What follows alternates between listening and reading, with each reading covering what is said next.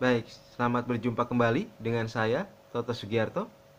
Kali ini kita akan coba melihat perbandingan antara sosiodemokrasi dengan demokrasi liberal.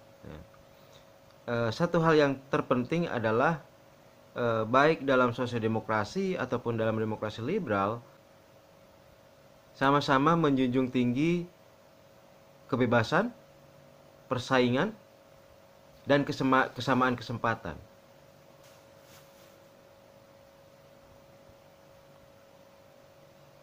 Dalam kedua sistem ekonomi ini, sama-sama menganut kebebasan.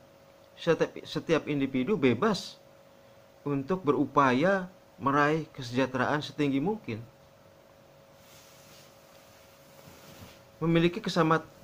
Selain itu juga memiliki kesempatan yang sama untuk meraih keberhasilan setinggi mungkin tersebut. Dan peraihan keberhasilan ekonomi setinggi mungkin itu berlangsung dalam suatu persaingan bebas. Lantas apa perbedaannya antara sosiodemokrasi Pancasila dengan demokrasi liberal ini? Perbedaannya adalah pada peran pemerintah. Dalam sosiodemokrasi Pancasila, pemerintah masih dimungkinkan untuk berperan menjaga agar persaingan bebas, agar kesamaan kesempatan itu bisa tetap hadir gitu.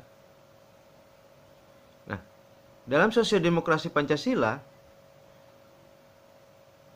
persaingan bebas yang kemudian memunculkan pihak yang kalah itu dilindungi oleh pemerintah.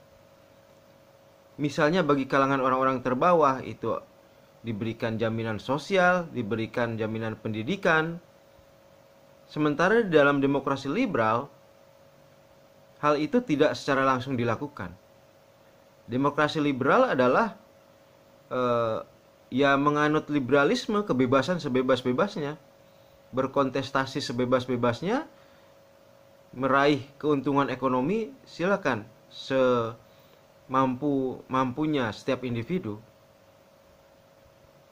Nah, dalam demokrasi liberal tidak dikenal misalnya jaminan sosial, jaminan pendidikan.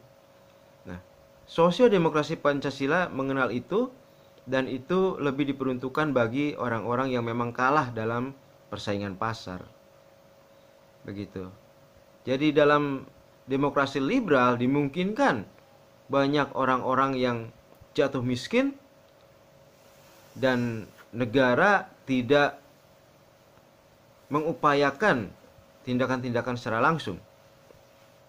Nah, tetapi dalam sosiodemokrasi Pancasila, persaingan pasar yang melahirkan orang-orang yang kalah dan kemudian jatuh miskin itu berupaya dicari solusinya, yaitu dengan cara peran negara dalam hal-hal yang memang tidak bisa dilakukan oleh pasar. Peran negara ini tentu termasuk dalam dilakukannya berbagai jaminan sosial, jaminan pendidikan bagi orang-orang yang kalah dalam mekanisme pasar tersebut. Baik, saya kira itu pertemuan kita kali ini terkait dengan perbandingan antara demokrasi liberal dengan sosiodemokrasi Pancasila. Jadi keduanya sama-sama mengusung kebebasan, sama-sama mengusung persaingan pasar, sama-sama mengusung persamaan kesempatan. Tetapi jika dalam demokrasi liberal itu kemudian pemerintah tidak campur tangan dalam urusan ekonomi, tidak campur tangan atau tidak terlibat secara langsung dalam